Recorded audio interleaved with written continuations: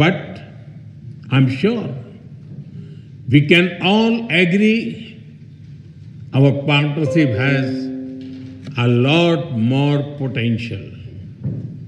That is why Prime Minister Dr. Abiy Ahmed and I took a big step forward yesterday. We have decided to elevate our bilateral relationship to the level of a strategic partnership.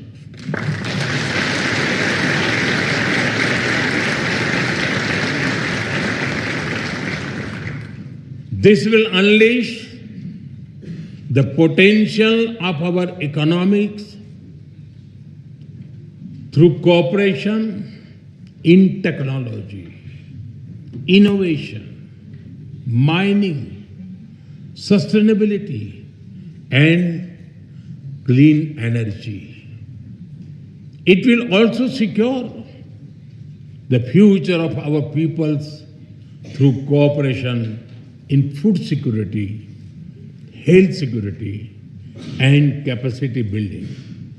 In addition, we will also enhance our trade and investment cooperation as well as on defense and security matters. Honorable members, as developing countries, we have a lot to learn from and offer to each other. Agriculture forms the backbone of our two nations. It feeds our people. It sustains our farmers. It connects tradition with innovation. We can work together to develop better seeds, irrigation systems, and soil health technologies. As climate change affects rainfall and crop cycles, we can share knowledge in climate resilient farming, from dairy farming to farm mechanization, from millet research to food processing. Together, we can help our farmers prosper. Honorable members, in India, we have built a robust digital public infrastructure.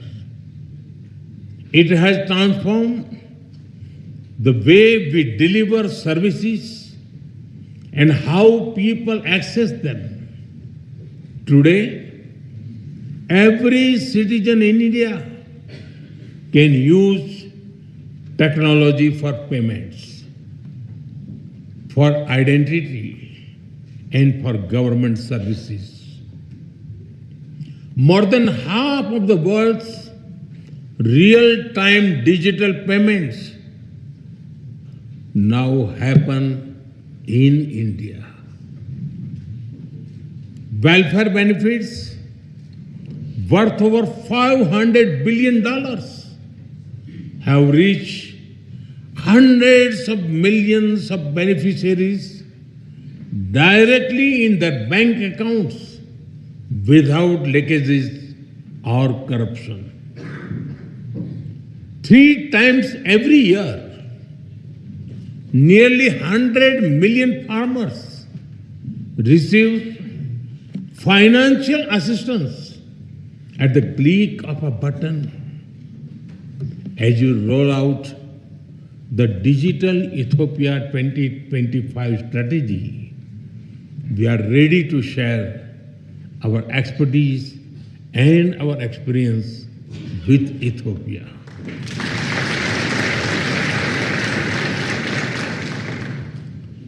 And we are honored that you have picked India as the trusted partner to develop the data center for your foreign ministry. Honorable members, India is known as the pharmacy of the world. During the COVID pandemic, the entire world was worried. It was a very difficult time. Despite limited resources, we considered it our sacred duty to humanity to do everything possible to help others. India sent medicines and vaccines to more than 150 countries. It was India's proud privilege to supply Ethiopia with over 4 million vaccine doses.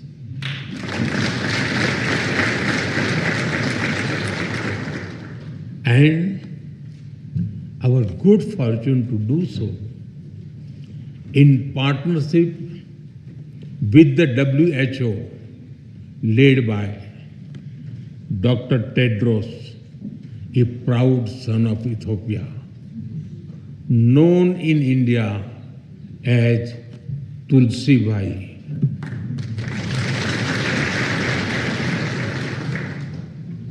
I'm glad that our healthcare cooperation is growing from pharmaceuticals to hospitals and from traditional medicine to telemedicines.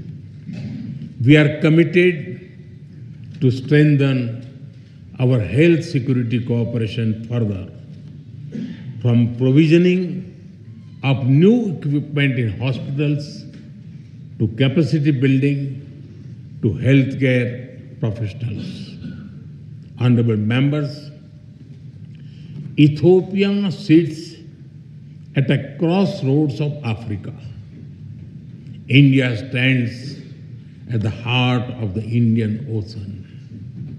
We are natural partners in regional peace, security, and connectivity. Our commitment to mutual security becomes stronger with the signing of the Defense Cooperation Agreement earlier this year. This arrangement focuses on closer military cooperation. It includes collaboration in cybersecurity, in defense industries, in joint research, and in capacity building. I take this opportunity to thank Ethiopia for your solidarity after the terrorist attack in India in Pahalgam in April. I also thank you for receiving our all-party parliamentary delegation so warmly and for affirming the commitment of zero tolerance towards terrorism. Honorable members, as vibrant and diverse democracies, we both understand that democracy is a way of life and it is a journey. It is shaped sometimes by debate, sometimes by disagreement, but always by belief in the rule of law and the will of the people.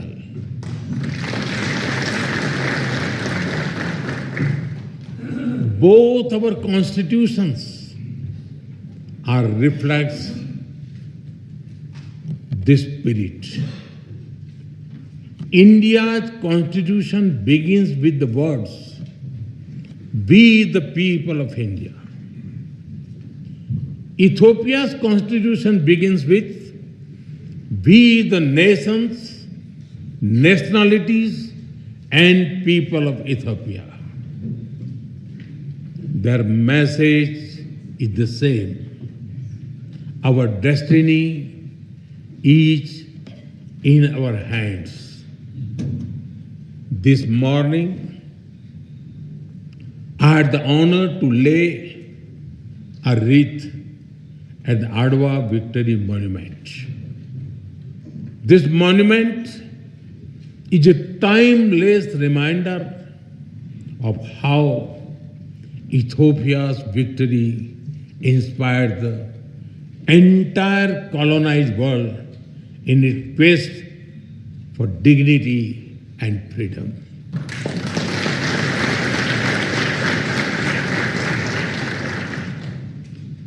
And in these times of conflict and uncertainty, it is a reminder that the people of the global South can stand up for themselves.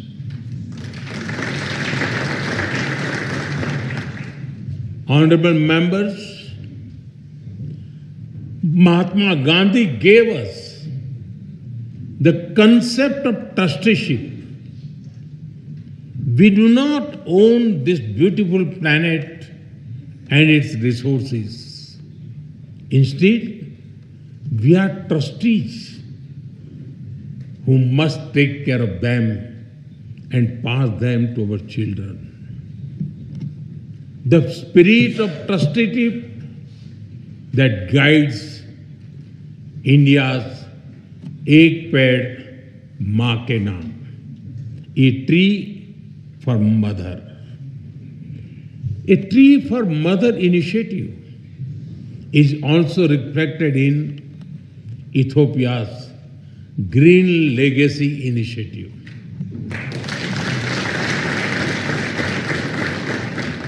Both our nations believed in caring for Mother Earth. Both believe in giving back to nature. Together, let us work on renewable energy and green jobs. Let us work on disaster-resilient infrastructure and biofuels. And let us raise a strong voice for climate justice. India will be happy to support Ethiopia's effort to give a powerful voice to the global South at COP32 in 2027. Honorable members, I am told that there is a saying in Ethiopia, when spider webs unite, they can tie up a lion.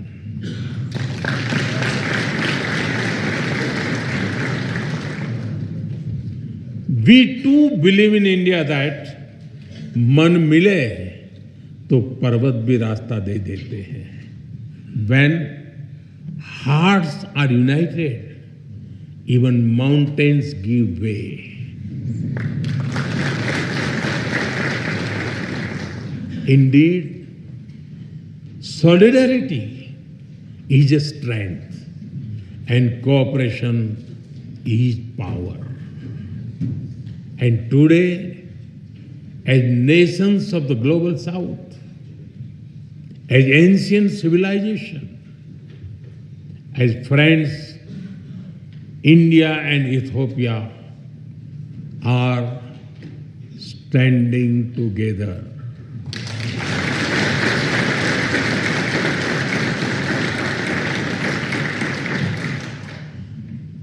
We stand together as member of one family, and we work for a world that is more just, more equal, and more peaceful.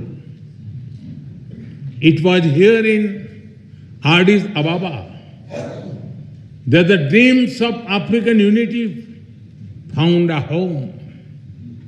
I am told that many streets of this wonderful city are even named after African countries. On the other side of the Indian Ocean, it was in New Delhi that India was honored to welcome the African Union as a permanent member of the G20.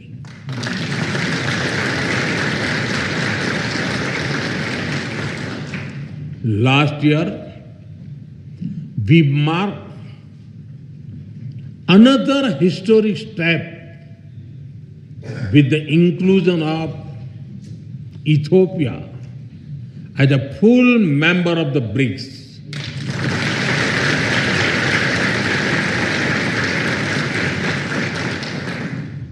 In fact, over the 11 years of my government, the connection between India and Africa has grown many-fold. During this period, we have exchanged more than 100 visits at the level of head of the states and governments. Honorable members, the Global South is writing its own destiny, and India and Ethiopia share a vision for it. Our vision is of a world where the Global South rises not against anyone, but for everyone.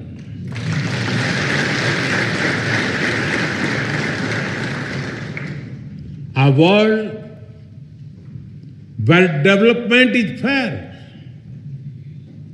where technology is accessible, and where sovereignty is respected. A world where prosperity is shared and peace is defended. And a world where decision-making reflects today's reality, not the world of 1945. Because the world cannot move forward if its system remains locked in the past. That is why India has emphasized a global development compact. It will prioritize technology sharing, affordable finance, capacity building, and trade of sustainable growth. That is why at the G20 summit in November, I called for an Africa Skill Multiplier Initiative to train 1 million trainers. It will build local capacities and help your efforts towards inclusive and sustainable development. Honorable members,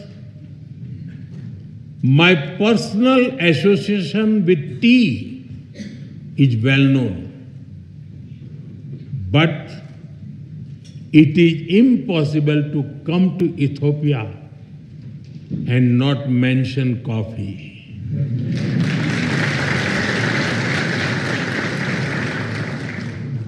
It is one of your greatest gifts to the world.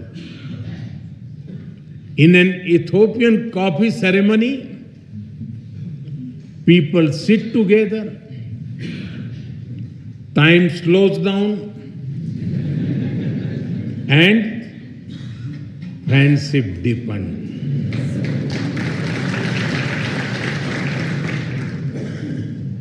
In India too, a cup of tea is an invitation to talk, to share, to connect. And just like Ethiopian coffee and Indian tea, our friendship is brewing strongest. Today, I stand before you among sisters and brothers with a deep sense of gratitude and bright hope for the future. The future is calling, And India and Ethiopia are ready to answer. Honorable members, as I conclude, I give you my word that we will work together as equals.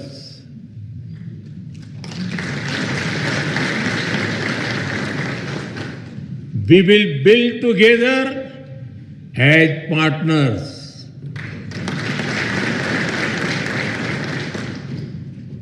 And we will succeed together as friends.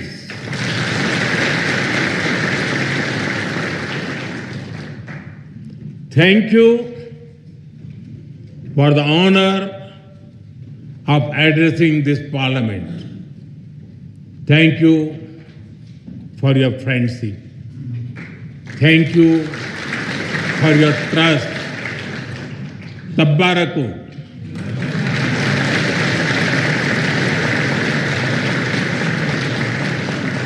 Dena hunno. Am sagnalo. Thank you.